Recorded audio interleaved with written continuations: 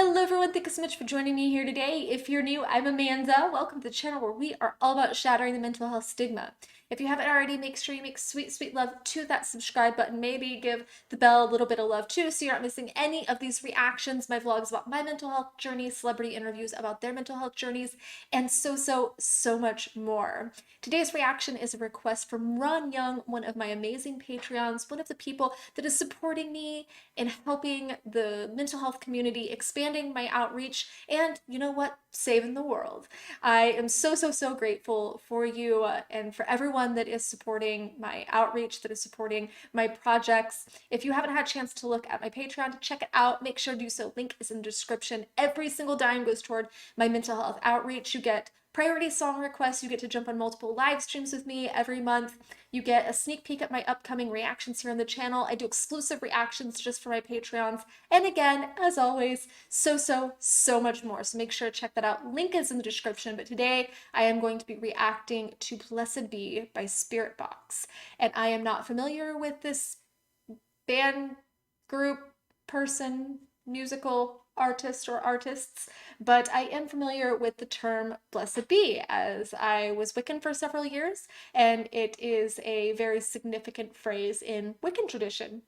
So I am curious if this is going to be incorporated, if this is going to have some kind of magical feel or undertone, or if it is going to be its own take entirely. So I am excited to see what we have today. So this is Blessed Be by Spiritbox, as is on the screen.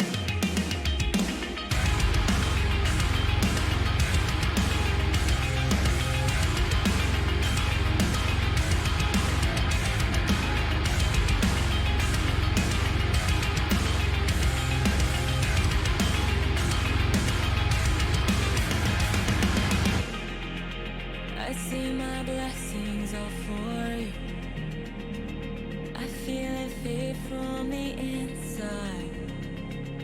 I open up to adore you, but everything was just a crutch to preserve a life. Serotonin like a loaded gun. I am a coward, you pull me out into a place where there's nothing that's left for me but insecurity. I've been there, where the only thing left is kind of a false sense of self, insecurity, fear. Obviously, I think this is about a failing relationship, feeling insecure, codependency. I really have to point out, though, I loved the reference of serotonin like a loaded gun, because a lot of people, when they think of relationships, they think of the dopamine and the serotonin that we get when we're cuddling with our special someone, or when we're kissing someone or being intimate with them. We get a boost in these feel-good chemicals. But what they don't tell most people is that falling in love actually lowers serotonin to a similar level of people who have obsessive compulsive disorder, who live with symptoms of obsessive compulsive disorder, OCD. And what that does is it leads to a fixation on the other person, this unhealthy fixation on the other person. And it also increases cortisol levels, which triggers our fight or flight. So now we have this drive to be around them, and because our fight or flight has been activated, it seems like life or death. So there actually is science behind that. So I was really kind of taken aback by that mention of the serotonin, because it's something that most people don't talk about. But yeah, it definitely feels like she is in a toxic relationship, and that's a horrible place to be, I can say from firsthand experience. And if I lose myself, blessed be I could survive in these chemicals for you. Only full of love, just out of reach I could survive in these chemicals only for you. I say my blessings are for you. You say blessed be the fool. Looks at the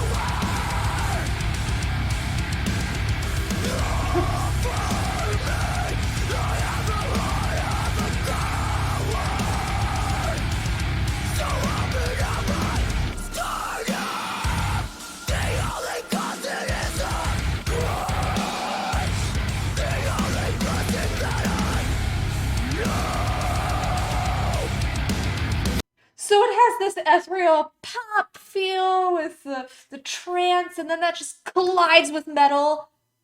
I'm gonna be feeling that jolt for a while. Like, I just feel this electricity in my heart, like someone just hooked jumper cables up to me and jump started my system. And I like a plot twist. Didn't see that coming. That escalated quickly, but I like it.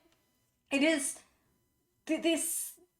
these struggles are just so heightened when we're love bombed by a toxic partner, and that's what I see is going on here. Is that there's probably the excessive praise and flattery and gifts and stuff going on, but there's this cycle of abuse.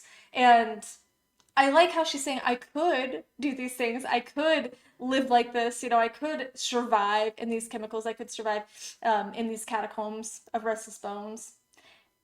But just because you could doesn't mean you should. And it is the most unhealthy place to be. It will not change. There's no way out of that. And she's talking about it's just a crutch to ignore you. All of these things that I'm doing is just a crutch to ignore you. She's a zombie. The static TV, she's a zombie. And it's like one day you realize that those drips you've been ignoring for so long are now drowning you. Those little drops of water are now drowning you. And I almost feel like that's what the transition was, is it was her transition to realization. Suddenly she has this realization what's really going on, how bad the situation really is, and it's her way of, I guess she poisoned him, which we don't know the story of exactly what's going on with her, but just based on the way she's describing she feels about herself, I'm coming to the conclusion that she's been in a toxic relationship, perhaps narcissistic abuse, something like that. But I have a heart of a coward. I actually had a friend say that exact same thing to me, and I don't know if she'd heard the song or not, but she said that exact same thing to me when she was in a narcissistic abusive relationship. And I'm not throwing that term around. This person actually had all the red flags of NPD. I know that narcissism is a term that gets thrown around a lot, but she said those exact words. I have the heart of a coward because I can't break free. Well, of course you can't break free because you've been groomed to be addicted to these hollow words and actions. You've been conditioned to that. So of course it's very hard for you to break free because your very own brain's addiction cycle and their manipulative behavior is working against you. I lose myself. Blessed be, I could survive in these chemicals for you. A lonely forever. Just out of reach, I could survive in these chemicals for you.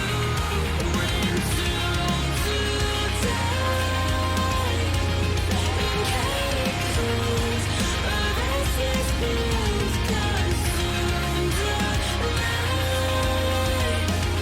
This is my heart.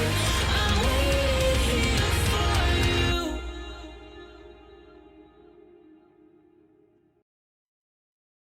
Am I the only one that got a Handmaid's Tale vibe from this video, really, honestly? I know that obviously the male looks a lot like Commander Waterford from Handmaid's Tale, but I really got that vibe. And that was a little bit hard to dissociate, but in the end I'm going, she escaped from Gilead, she did it, she escaped from Gilead. And there's obviously in a way a kind of servant mentality that you take on when you're in that, because it seems selfless. It seems selfless that you're pushing down your own needs for this other person, but it's not, because you become dead inside. The dancing with his corpse is really telling, because I feel that these people can almost be emotionless, that they're not bothered by your emotions. They can break you to your very core, push you to the edge, push you over the edge, and they feel nothing about it because they're just completely closed off. That has nothing to do with you. These people seek out ones that they can manipulate. They seek out individuals that they can manipulate and that they can hurt. And I loved the shimmering instrumentals. So that was really interesting how there's just these shimmering instrumentals that just, like I said, that just collides into metal.